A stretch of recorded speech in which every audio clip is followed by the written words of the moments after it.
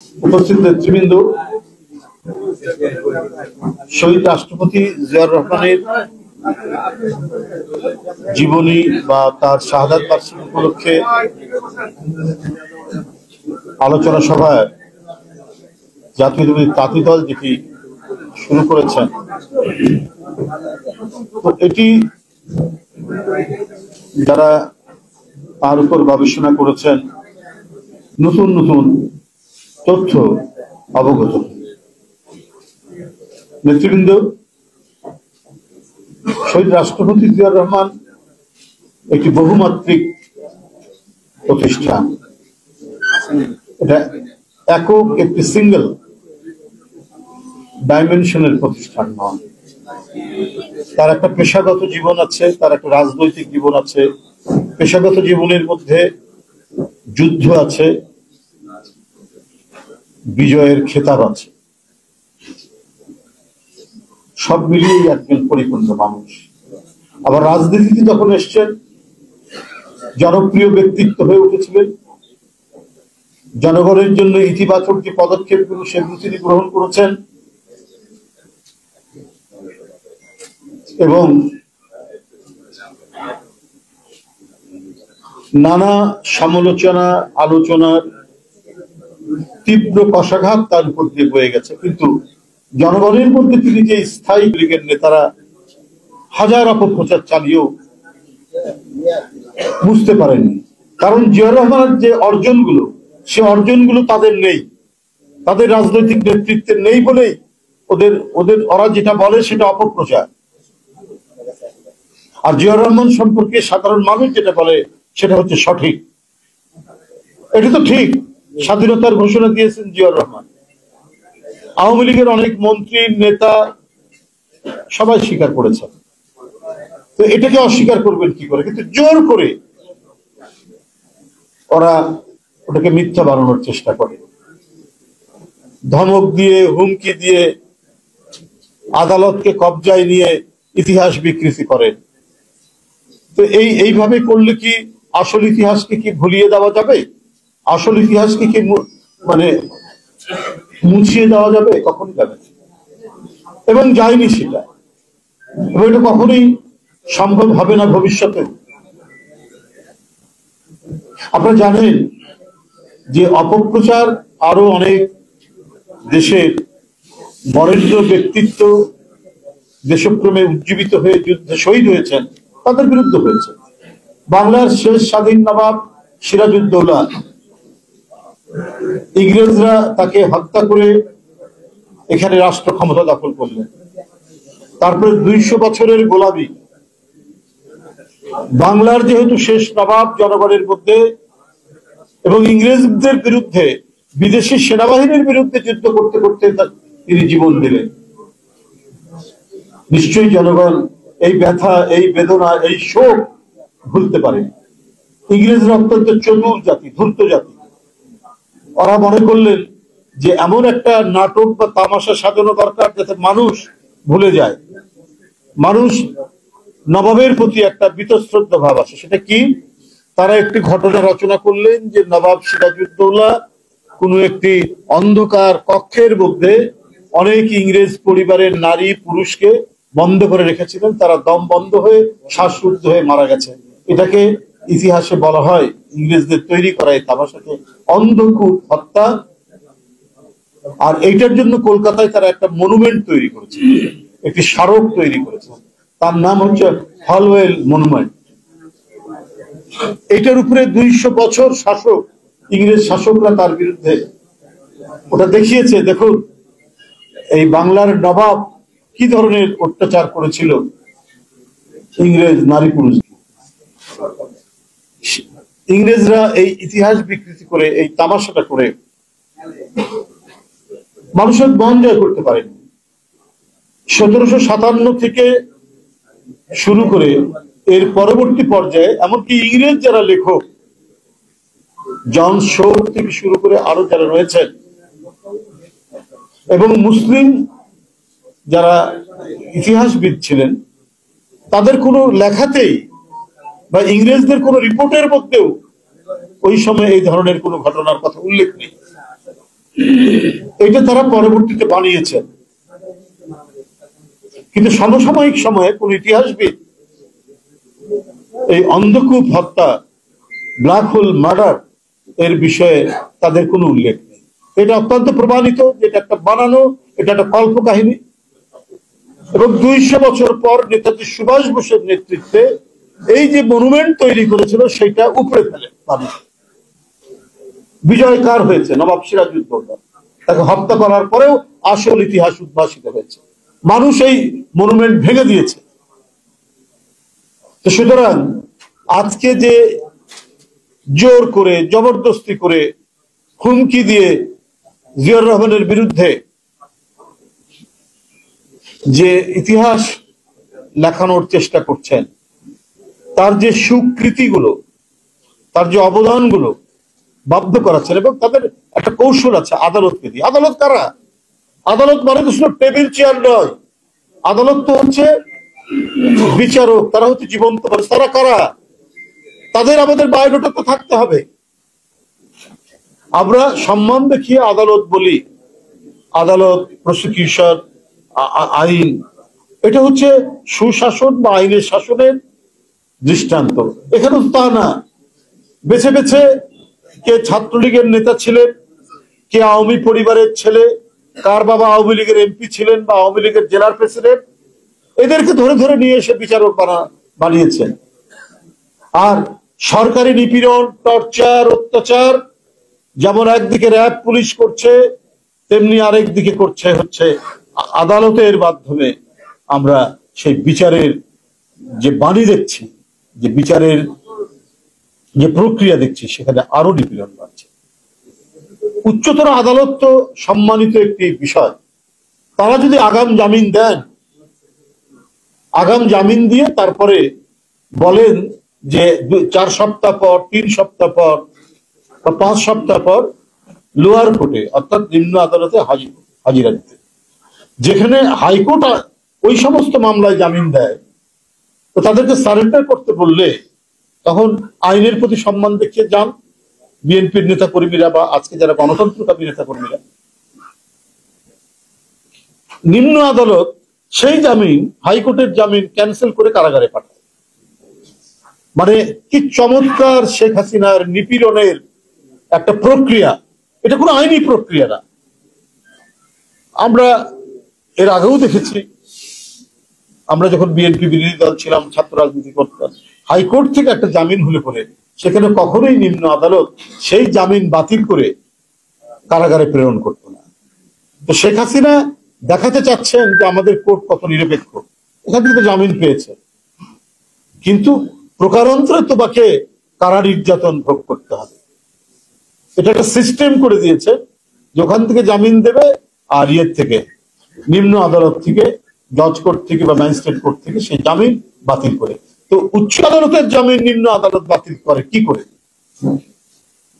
এটা তো উচ্চ আদালতের প্রতি একটা বিরাট অবমাননা। সেই অবমাননার আমরা প্রকাশ দেখতে পাই সারা বাংলাদেশে। বিএনপির নেতা কর্মীরা উচ্চ আদালত থেকে, হাইকোর্ট থেকে জামিন নিয়ে যাওয়ার পর সবাই নিজ নিজ জেলায় যখন নির্ধারিত সময়ের জন্য যখন তাদেরকে হাজির হতে বলেছে, সেই জামিন পাওয়া বিএনপির নেতা কর্মীরা বা অন্যান্য বিরোধী দলের নেতা কর্মীরা তাদেরকে কারাগারে ঢালাও ভাবে পাঠানো হচ্ছে। তার আরেকটা বৈশিষ্ট্য আমরা দেখলাম যে আদালতকে দিয়ে যে নিপীড়ন করা হচ্ছে।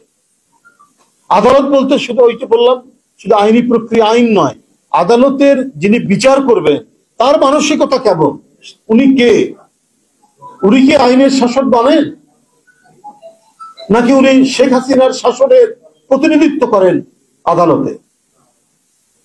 না হলে মানে সারা হাইকোর্টে এত উচ্চ শিক্ষিত আইনজীবীরা আছেন, এখান থেকে কেউ বিচারপতি হন না। তার ব্যাকগ্রাউন্ড থাকতে হবে অবশ্যই আওয়ামী লীগের কোনো কানেকশন থাকতে হবে, হয় সে ছাত্রলীগ করেছে, না হলে আওয়ামী লীগের কোনো এমপির নেতা। আপনারা জানেন যে কোটা আন্দোলন ছাত্ররা, কোমলমতি ছাত্ররা, কিশোর তরুণরা করলেন ব্যাপক আন্দোলন। সেই আন্দোলনের ফলে সিদ্ধান্ত নিতে বাধ্য হলো সরকার কোটা তুলে তুলে দেওয়া। সেটি আবার গতকালকে তাদের একজন আইনজীবীকে দিয়ে এটা হাইকোর্টে উত্থাপন করে সেই তাদের যে কি বলে রিট করলেন, এবং পূর্বের যে তাদের যে আপনার কোটা যে তুলে দেওয়ার যে সরকারি যে সিদ্ধান্ত তার উপরে রিট করেছেন, সেই সিদ্ধান্তটাকে খারিজ করে দিলেন, অর্থাৎ আবার কোটা থাকবে। এটাতে ঘটনা কি হবে? কোটা সিস্টেম ইম্পোজ করা হলো, মুক্তিযোদ্ধা কোটা। এই মুক্তিযোদ্ধা কোটার নামে সব আওয়ামী লীগ, ছাত্রলীগ, যুবলীগের ছেলে মেয়েদেরকে সরকারি চাকরিতে ঢুকানো হবে, তারা সরকারি চাকরি পাবে। এইটা হচ্ছে অন্তর্নিহিত বিষয়, এটা অন্তর্নিহিত না, এটাই প্রকাশ্য বিষয়। মেধাবী ছাত্র যারা, তারা বিশেষ করে ক্যাডার সার্ভিস ক্লাস 1 যে সমস্ত জব, সেই জব তারা পাবে না। গতকাল আওয়ামী লীগেরই এক আইনজীবীকে দিয়ে, অখ্যাত আইনজীবী দিয়ে সরকারই কিন্তু এই ঘটনাটা ঘটিয়েছে, যে আন্দোলনের ফলে তো এটা করতে হয়েছে, আবার রিয়াকশন হয় কোর্টের মাধ্যমে করে। যেভাবে কোর্টের মাধ্যমে আমাদেরকে নিপীড়ন করা হয়, নির্যাতন করা হয়, কারাগারে পাঠানো হয়, ঠিক একইভাবে এই কোমলমতি ছাত্রদের আন্দোলনের যে কোটা সিস্টেম উঠে গিয়েছিল, সেটা রিট করে সরকারি সিদ্ধান্তটাকে বাতিল করে আবার ইম্পোজ করা হলো কোটা।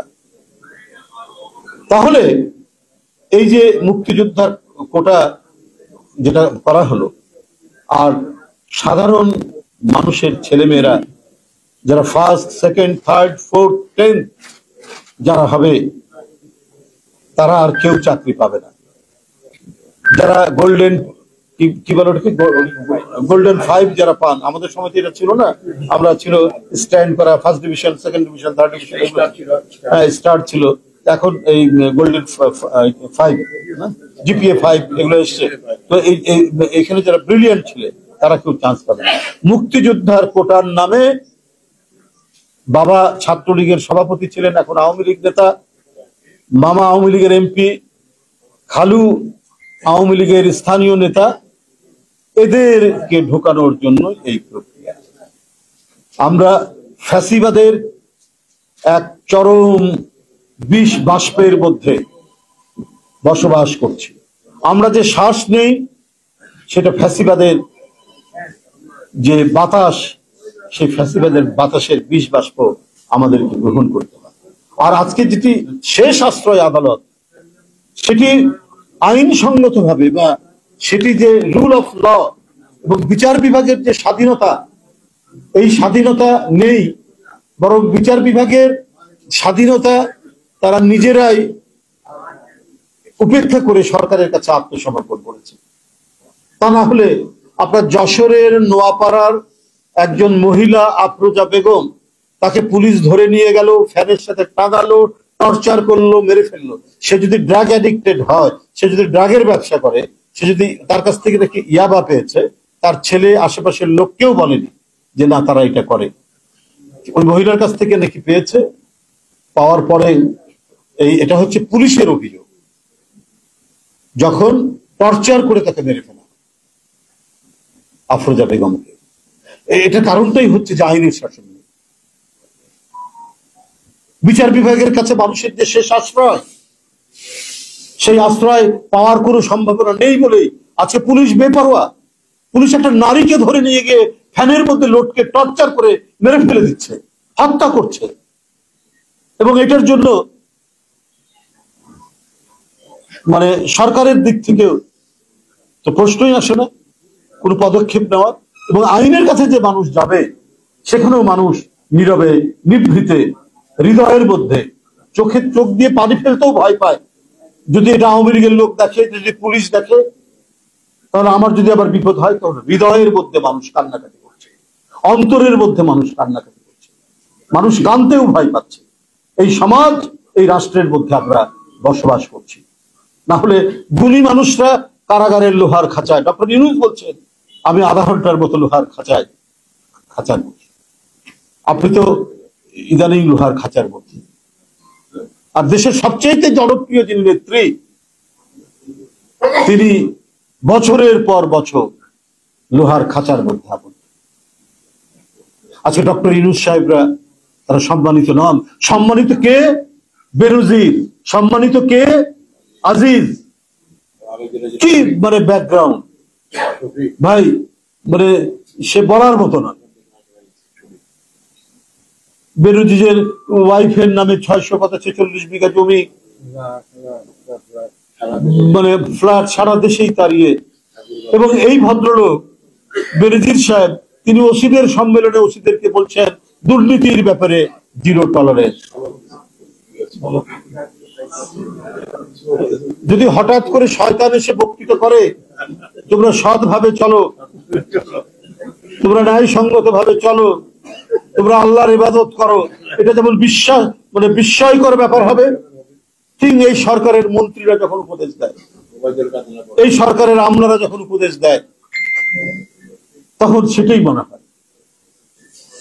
যে বেনজির সাহেবের নামে এত ঘটনা, তিনি বিদেশে চলে গেলেন, পররাষ্ট্রমন্ত্রী বলছেন বিদেশ যাওয়ার ব্যাপারে তার নিষেধাজ্ঞা নাই। তাহলে এইসব ঘটনার মধ্যে দিয়ে কি প্রমাণিত হয় না যে সরকার বেনজির সাহেবকে লালন পালন করেছে, যেমন বাবা মা শিশু সন্তানকে লালন পালন করে বড় করে, এই সরকার লালন পালন করেছেন, করে তাকে বড় করে তুলেছেন।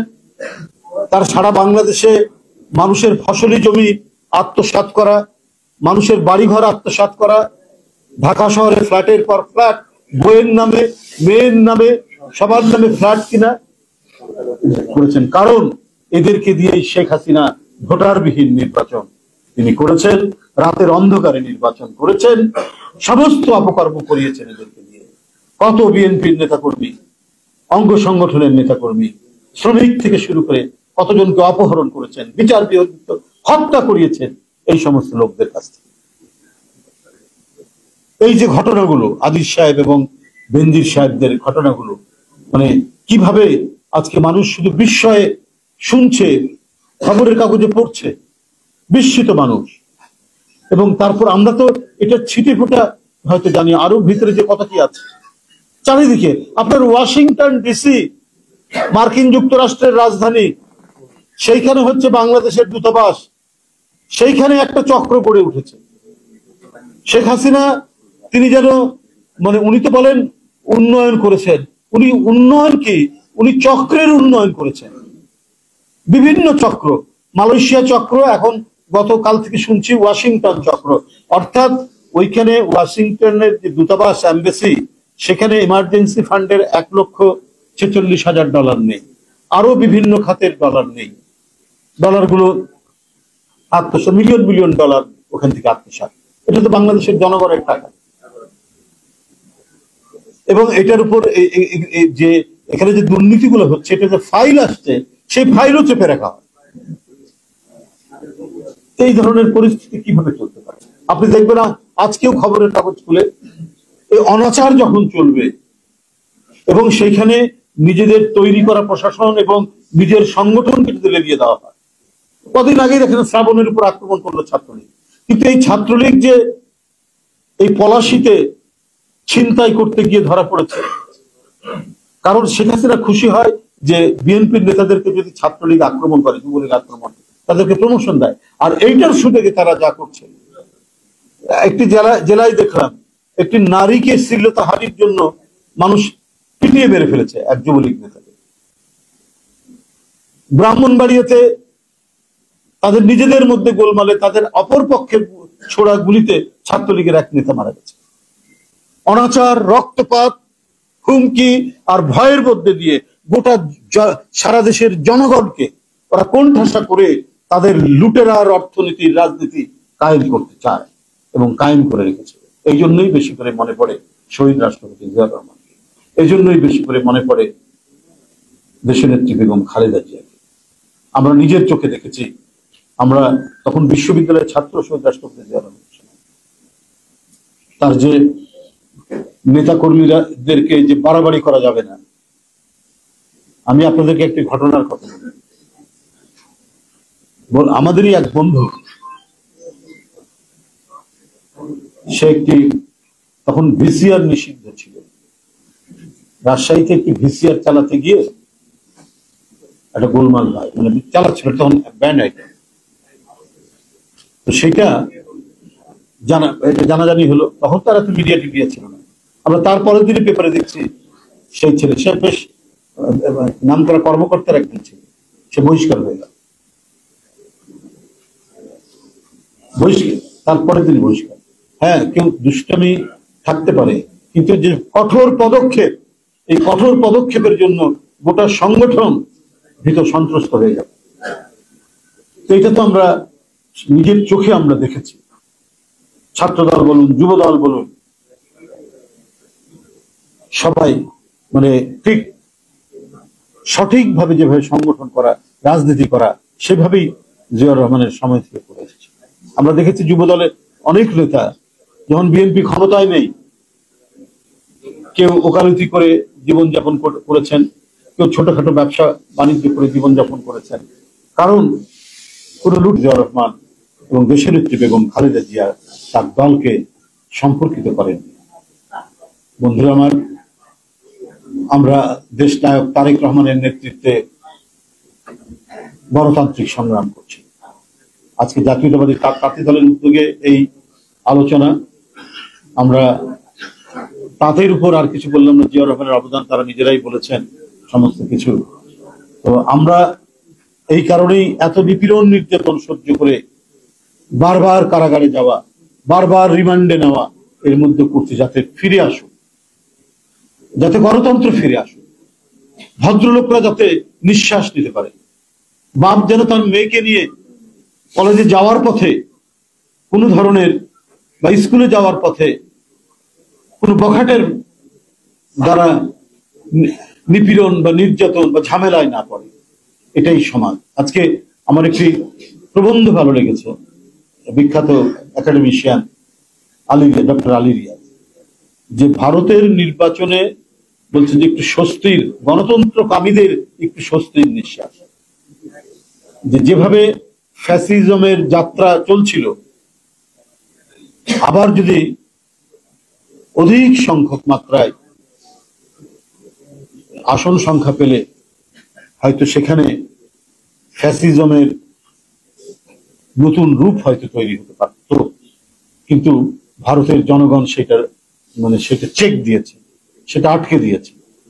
ডক্টর আলী রিয়াজের আমি এই মন্তব্যের মধ্যে দিয়ে, যে ভারতের যে স্বাধীনতার পর থেকে যে গণতান্ত্রিক কাঠামো, তাদের যে প্রতিষ্ঠানগুলো যেভাবে গড়ে উঠেছে, সেই প্রতিষ্ঠানগুলো গড়ে ওঠার কারণেই যে ফ্যাসিজমের পথে যাত্রা, এটাকে রুদ্ধ করে দিতে তারা সক্ষম হয়েছে।